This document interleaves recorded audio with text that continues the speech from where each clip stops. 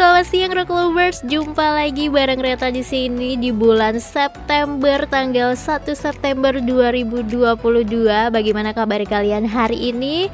Reta selalu ngarepin semuanya dalam keadaan yang baik-baik saja, dengan semangat yang baru, harapan yang baru lagi di bulan September ini. Atau mungkin ada ya, walaupun nih Rock Lovers dari pagi udah ada yang dengerin lagunya Green Day yang Wake Me Up When September Ends, atau ada yang dengerin lagunya Frank Sinatra ya, September of My Years. apapun itu yang penting kamu menjalaninya dengan happy ya. Walaupun udah dengerin lagu yang sad-sad gitu pagi-pagi, tapi habis dengerin lagu kembali semangat lagi untuk menjalani aktivitas di hari Kamis ini, di tanggal 1 September ya. Yang kemarin sempat kena prank juga, tadi malam sih tepatnya, yang udah ngantri panjang di SPBU, tahu-taunya BBM-nya belum naik gitu ya.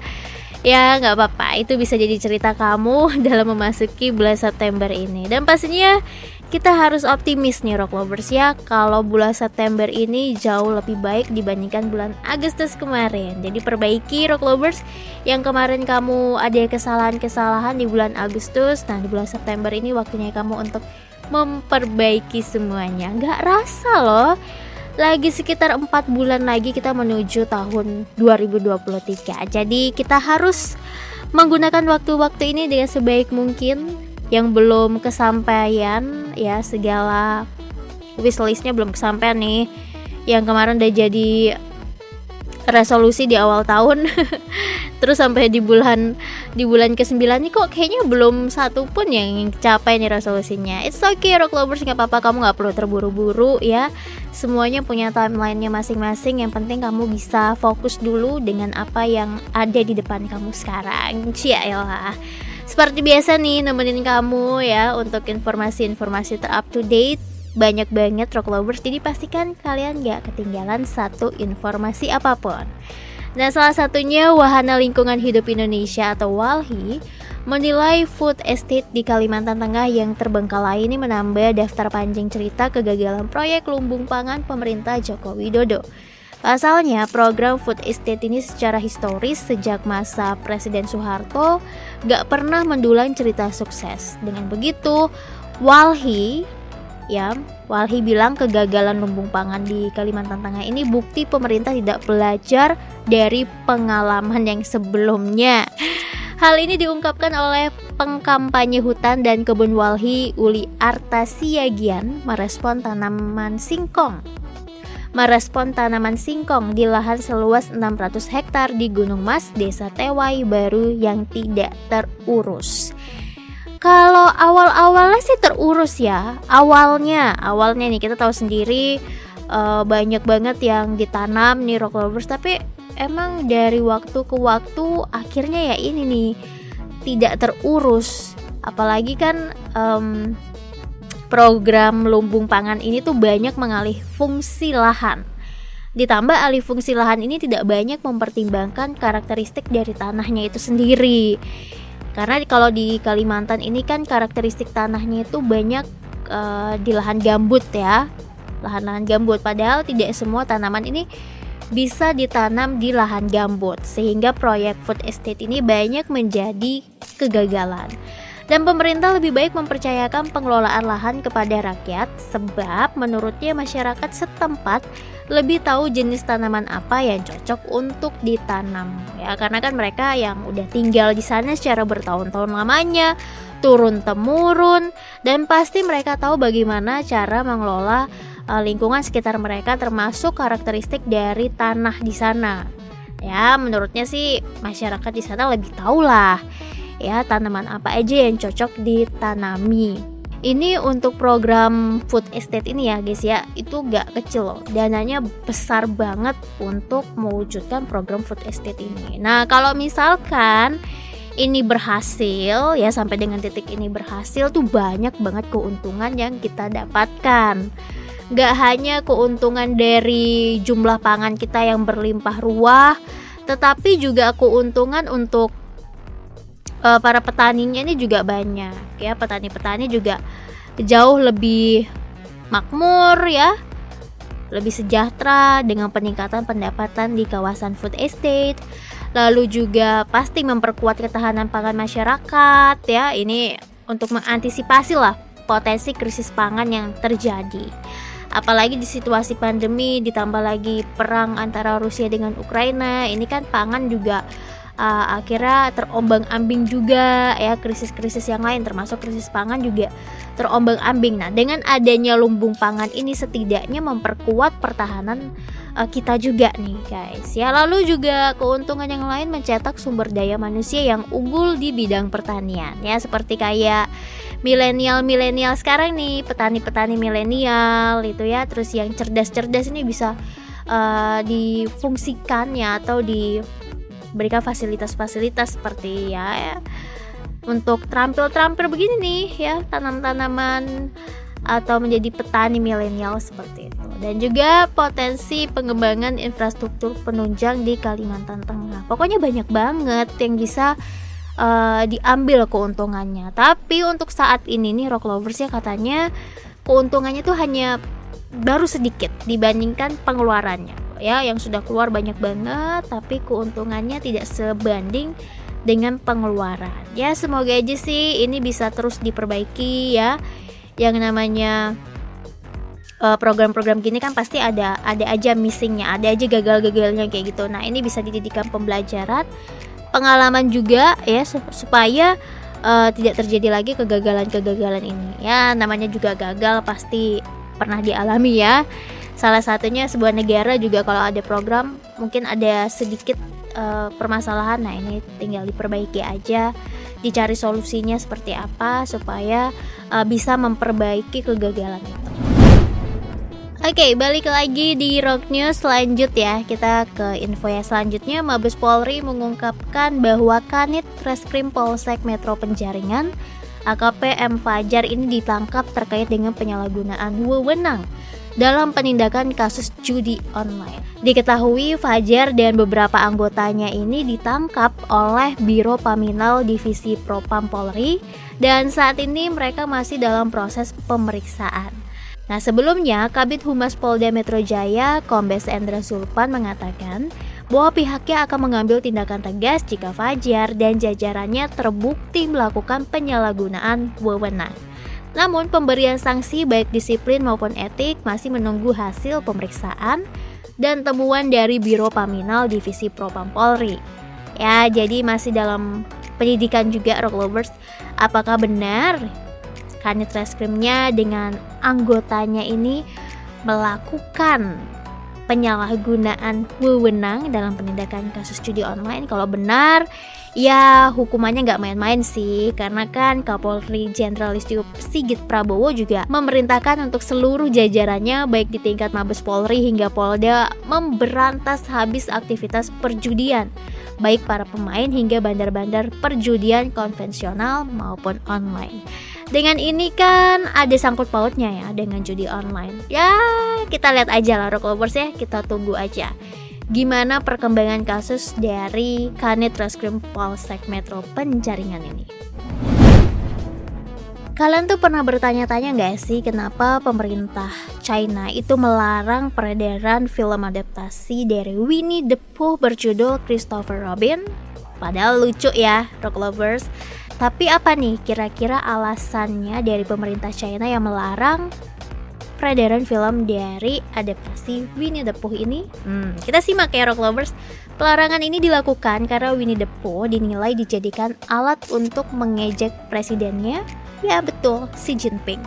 Nah, sebagaimana diberitakan oleh The Guardian, ejekan Winnie the Pooh untuk Xi ini dimulai kala Xi Jinping berkunjung ke Amerika Serikat pada tahun 2013. Nah, kemudian muncul nih gambar Xi Jinping dan mantan Presiden Barack Obama berjalan berdampingan. Gambar ini kemudian disamakan dengan gambar Winnie the Pooh yang berjalan bersama Tiger. Udah kebayang, udah kebaca siapa Winnie the Pooh, siapa Tigernya?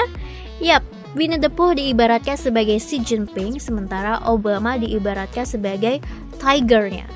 Dan di tahun 2014 ini kembali dibandingkan dengan beruang fiktif Kala itu ia bertemu dengan ex Perdana Menteri Jepang yaitu Shinzo Abe.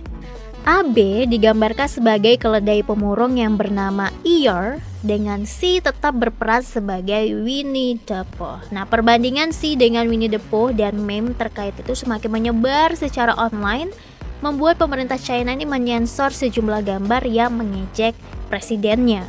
Nah, situs resmi stasiun televisi Amerika Serikat HBO sempat diblokir setelah komedian John Oliver berkali-kali mengejek perbandingan Si dengan Winnie the Pooh ini. Segmen Oliver yang membahas soal rekam jejak hak asasi manusia yang suram. Gak hanya itu, tapi Global Race Insights juga menuturkan gambar perbandingan Si dengan menghadirkan parade militer dan Winnie menjadi gambar paling disensor di tahun 2015. Itulah penyebabnya Rock Lovers, kenapa film Winnie the Pooh ini dilarang tayang di China. Ya karena itulah ya, istilahnya kayak jadinya merendahkan atau ya mengejek-ngejek dari presidennya sendiri gitu, dengan ya dibanding-bandingkan dengan Winnie the Pooh. Itulah alasannya kenapa Winnie the Pooh tidak tayang di China. Jepang mengumumkan akan mengembangkan dan memproduksi massal teknologi rudal jelajah balistik hingga rudal hipersonik berkecepatan tinggi. Hal ini dilakukan oleh Jepang sebagai ancang-ancang menghadapi ancaman militer China dan Rusia. Rencana ini diungkapkan oleh Tokyo dalam anggaran tahunan Kementerian Pertahanan yang baru keluar di hari Rabu kemarin. Dalam rencana itu, Jepang mengatakan ingin memiliki rudal teknologi terbaru dengan kecepatan tinggi dan jangkauan yang lebih jauh lagi. Apalagi kemarin pas sempat panas antara China dengan Taiwan ya, terus juga dengan Amerika Serikat. Ini kan yang kena Jepang ya. Terus kemarin barusan ada konflik juga ya.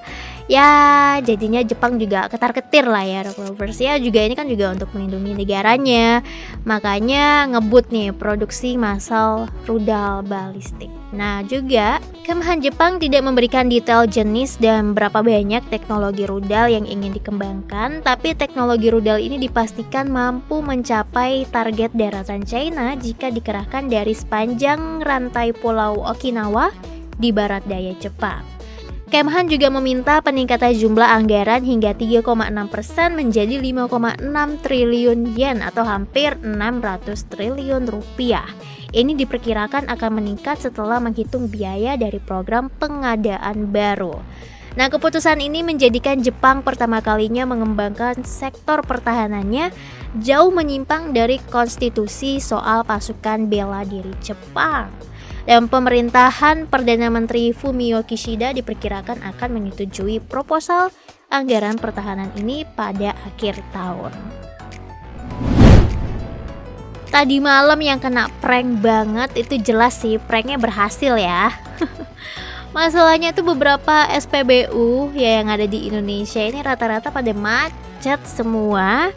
Ya karena mereka pada mau beli bensin sebelum harga naik di hari ini. Tapi tahu-taunya gak jadi naik. Ya bukan gak jadi sih ya, untuk kenaikannya sendiri tanggalnya masih belum dibocorkan nih sama pemerintahan terkait. Nah sementara Corporate Secretary PT Pertamina Patraniaga Irto Ginting menyatakan harga bahan bakar minyak subsidi jenis Pertalite dan solar ini belum naik pada hari ini ya, atau di tanggal 1 September 2022, dan dihimbau masyarakat agar tidak panik buying dalam membeli BBM. Dan juga sih antrian panjang ini semata-mata terjadi karena panik buying oleh masyarakat. Oleh karena itu dia menghimbau masyarakat untuk membeli BBM sesuai kebutuhan saja. Ya emang benar banget ya, kalau beli BBM ya sesuai dengan kebutuhan dong.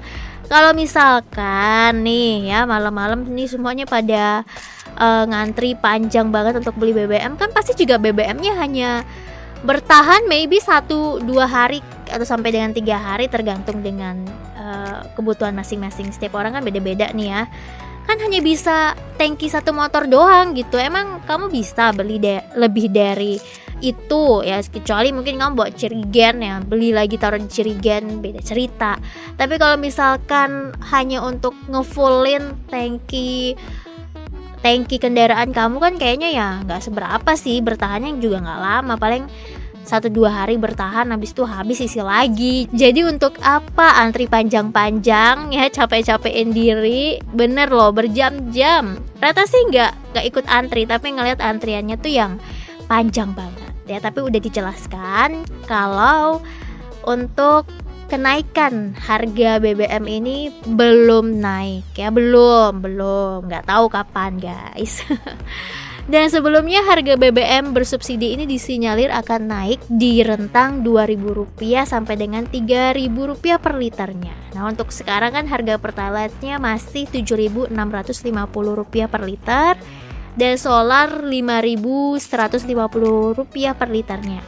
Artinya kenaikan harga BBM ini bisa mencapai sekitar 39,21%. Nah kalau hari ini yang benar itu turun, BBM-nya turun, tapi yang non subsidi ya, seperti Pertamax Turbo, terus juga Dexlite dan Pertamina Dex ini turun harganya ya. Kalau untuk BBM yang subsidi belum naik, belum tahu naiknya kapan. Tapi untuk BBM yang non subsidi ini turun harganya ya. Jadi jangan sampai beda denger nih, yang non subsidi turun dan yang subsidi belum tahu kapan naiknya. Kita tunggu aja Rock Lovers ya. Dan ya pasti ini juga salah satu keputusan pemerintah yang berat banget sebenarnya untuk mereka naikkan harga BBM ini.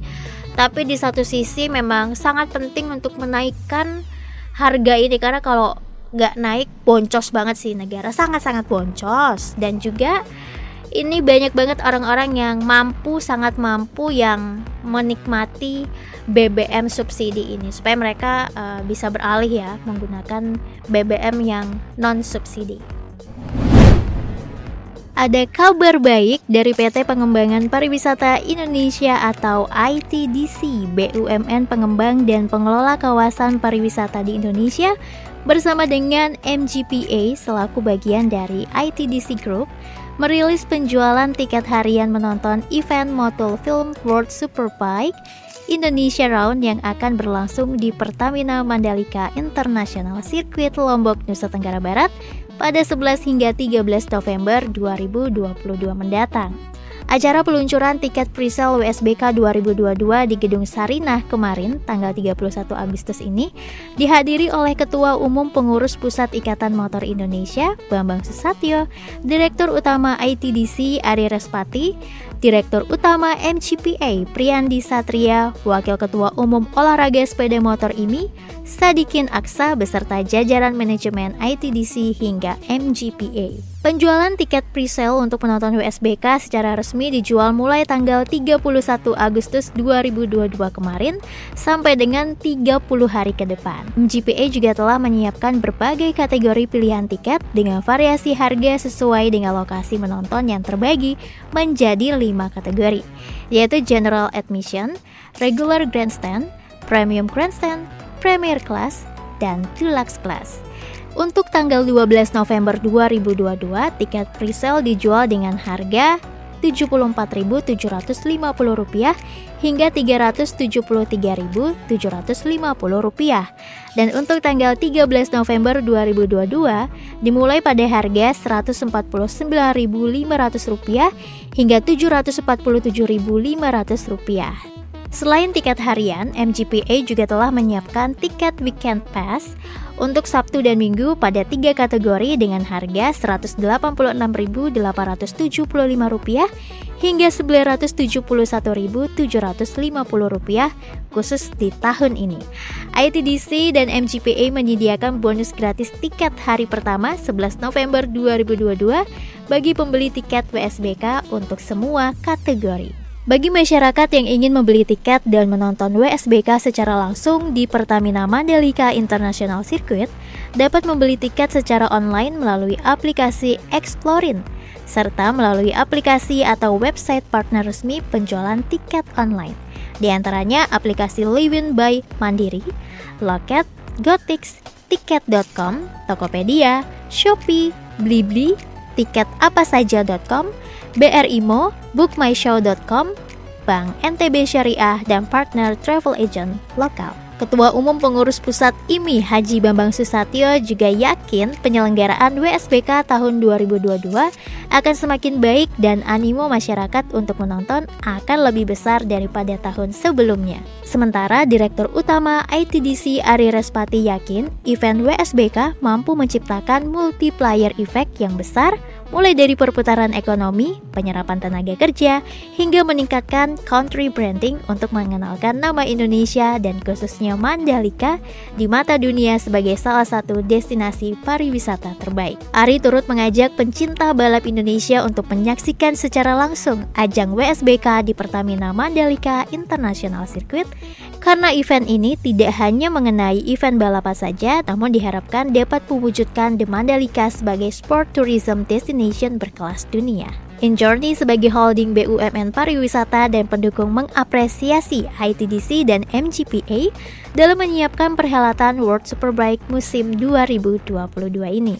Hal ini sejalan dengan peran InJourney dalam rangka mengakselerasi pemulihan pariwisata Indonesia akibat dampak pandemi COVID-19, dengan salah satu upayanya yaitu pengembangan 5 DPSP atau destinasi pariwisata super prioritas, di mana Mandalika adalah salah satunya. Direktur Pemasaran dan Program Pariwisata InJourney Maya Watono menilai bahwa dengan digelarnya event World Superbike musim 2022 akan mendorong kebangkitan pariwisata Indonesia akibat pandemi COVID-19 khususnya di wilayah Mandalika. Avril Lavigne menerima bintang di Hollywood Walk of Fame di California, Amerika Serikat pada hari Rabu kemarin waktu setempat. Nah, dalam acara tersebut si Avril nih gak hadir sendiri, ya Rock Lovers, ada tunangannya juga. Dan juga ia memberikan pidato singkat saat penerima bintang tersebut. Ia bercerita momen pertama ketika ia mengunjungi Hollywood Walk of Fame saat masih remaja. Kala itu ya, pada saat usianya 16 tahun, katanya itu adalah liburan pertamanya ke Hollywood. Dan begitu sampai nih ke Hollywood, tentu dia mau mengunjungi Hollywood Walk of Fame karena itu ikonis banget. Dan dia pakai sweater itu, sweater hoodie biru tua yang bertuliskan skateboarding is not a crime. Dia pakai itu ya pada saat usia 16 tahun. Dan kemarin pada saat dia menerima bintang di Hollywood Walk of Fame, dia pakai juga sweater hoodie biru itu yang dia pakai pada saat umur 16 tahun itu. Jadi katanya sih untuk menghormati momen tidak terlupakan. Wah, keren. Pastinya sih pada saat dia usia 16 tahun ke Hollywood Walk of Fame itu pasti doanya, duh aku juga pingin nih dapat bintang di sini. Dan terwujud guys, terwujud kemarin tanggal 31 Agustus dia menerima bintang di Hollywood Walk of Fame. Jadi buat kamu mungkin yang juga punya impian seperti Avril Lavigne di usia 16 tahun atau nggak di usia 16 tahun, di saat ini kamu pingin banget untuk ngeliat bagaimana sih penampakan bintang-bintang di sana, apalagi namanya juga bisa menjadi salah satu bintang di sana. Keren banget. Dan Avril ini ya Rock Lovers menjadi selebriti ke 2731 yang dianugerahi bintang di Hollywood Walk of Fame. Ada banyak banget ya selebriti-selebriti lainnya juga yang menerima bintang ini. Wah, kalau kamu sih bintang di hatiku guys. Oke. Dan good news ini menjadi penutup jumpa kita di hari ini. Thank you banget buat kalian semua yang sudah dengerin Rock News. Saya Rata pamit undur diri, tetap tebarkan cinta, kasih, dan damai kepada orang-orang terdekat Rock Lovers. Satu kalimat buat kalian semua, God bless you. Bye-bye. Hai Rock Lovers, dengarkan terus Rock News setiap hari Senin sampai Sabtu hanya di Spotify dan Noise. Mau info terupdate di HP-mu? Follow Instagramnya di @rocknews_network, Twitter dan TikToknya di @rocknewsnetwork. Sampai jumpa di Rock News edisi berikutnya.